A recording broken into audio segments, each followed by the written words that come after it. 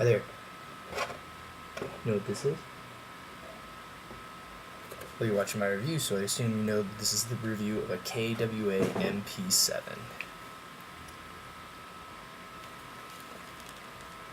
First thing you're going to notice about it is the bright orange flash hider.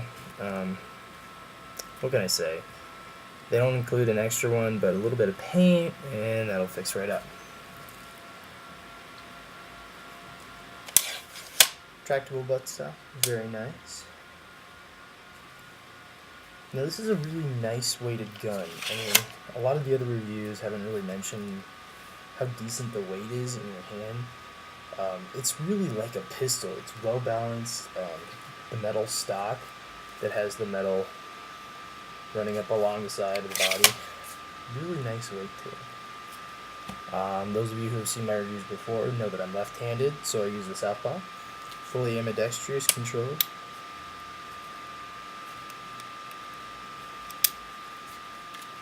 Bolt release right here.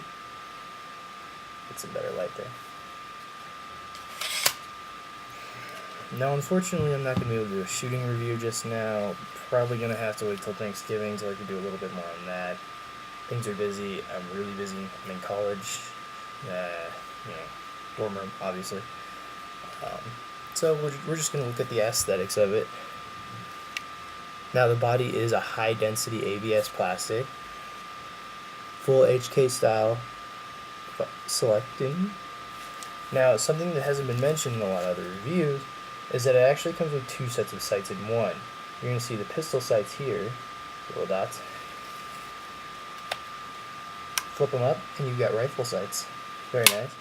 I found that the pistol sights are really good for around 50 feet to maybe almost 100 feet. The rifle ones, they're decent. I would suggest a nice red dot, which I have. So obviously there's 20mm rails on the front. Well, it's two sides and the top. They're going to fit all your accessories really nicely.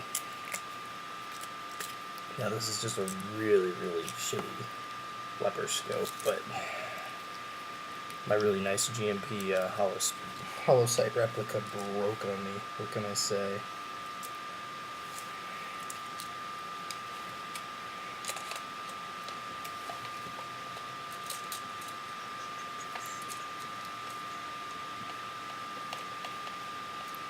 So sorry about the missing GMP walk firing as well. That's back in my house too. I don't live anywhere near where I go to school at.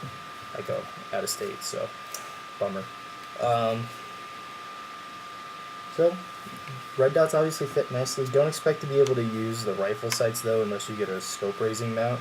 They're going to be at the very top of your scope's viewing, so you might want to get a razor if you want to use the backup sights without having to take off the red dot. So like I said, 20mm rails on either side and top. Really good for mounting accessories. You can get, this is like a laser flashlight combo that I've used on all my guns. They attach really easy. You just push a button, it goes right on there. So it makes it a little side heavy, that's okay. What I am going to talk about is you can see it right here, that's a sling mount. You need a sling ring to go through that, and then you can attach a sling to that, because you don't want to attach the sling straight to it, because you'll break it. It's really strong ABS stuff, but you still don't want to just, attach the string straight to it.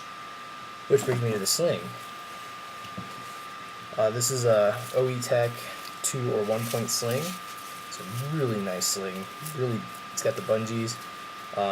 Easy to adjust from. See, this is a 1 point setup, and then you can just unattach it and get a 2 point setup. Things you're going to need with this gun. Obviously, you're going to need magazines. And, well, I have magazines.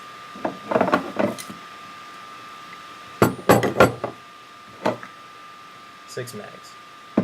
Bought 5 extra with the gun.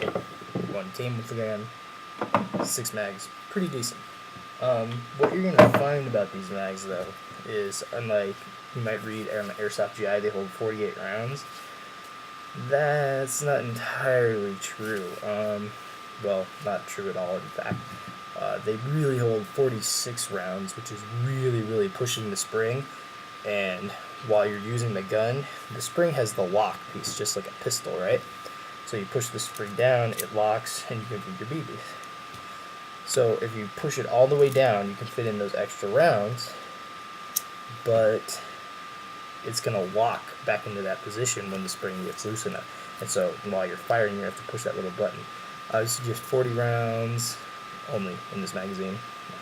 That's what it's actually marked as, is 40, and that's what you should use. Unfortunately, I did feel a little disappointed that there was only 40 rounds, but what can I say? They're really well constructed magazines. The only thing you're going to notice on the few of them, I picked up just 2 of them actually, where you load the BBs in right there. The plastic was a little bit mismolded. That's okay. Just take a little knife, shave a little bit of the plastic off, and the BBs will slide right in. Back to the gun. No mag wobble at all. It's so nice having no mag wobble.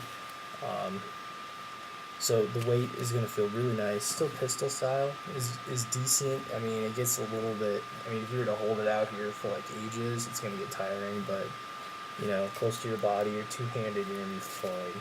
Using the foregrip, it's going to be great.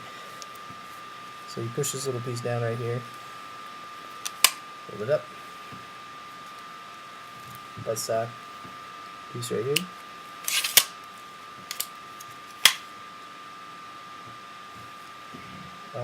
What can I say that other reviews haven't? It's amazing. 380 FPS out of the box. Very consistent. It's got a lot of potential for upgrading.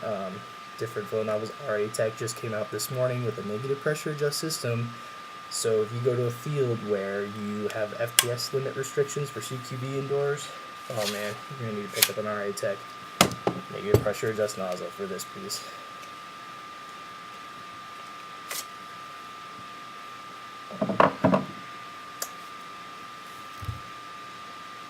Obviously, there's going to be full HK markings everywhere. It's licensed by that really evil company, Umarex, if you guys know who that is. If not, I would suggest you Wikipedia them and find out just how evil they are.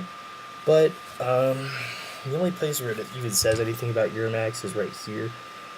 A little bit of nail polish remover or just a little bit of a black Sharpie would get rid of that in an unnoticeable way, especially against me because obviously I'm left-handed, so it's slung across me like this, no one's going to even see it anyways. And it just makes me feel better to get rid of them.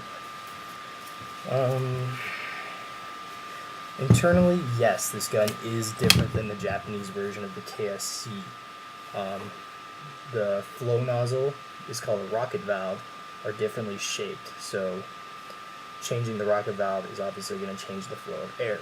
Now the negative pressure adjust system from RA Tech that they came out with this morning will show you a really nice video on the differences between those. They're some of my friends, I subscribe to them, so you can see them from my page. I'll favorite the video for you if you like.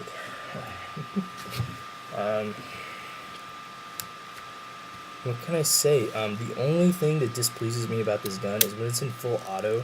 If you're left-handed, I don't have huge hands, but they're decently sized, and the fire selector just kind of bumps up against you in just the wrong place if you don't have gloves on. That's just why I'm wearing gloves. It's because it just gets a little bit uncomfortable. As you can see, my hand slides right up in there, and the piece is bumping right against you. I don't really feel it with gloves on, which is really nice, but I just gotta worry about that. More on the way. Ask me if you want me to talk about specific things about the gun, what you want to know about it. The weight's great with the magazine inside of it, probably 6 pounds maybe, 5-6 pounds. Still really easily manageable, obviously very light. You're going to be the master of CQB with this piece, and it'll be really nice for you. Picked it up off of Airsoft GI. I think they've still got their 10% discount going on right now. MEU, if you type that in, MEU, get a 10% off discount. I got it. It was very nice. I was able to basically give it a free magazine after all was said and done. But I'm running out of time, so just ask me what you'd like me to talk about with this gun. I've got it for the rest of the day and maybe a little bit tomorrow, but probably not. Depends on when my sister leaves. We'll see. YouTube, have a good day.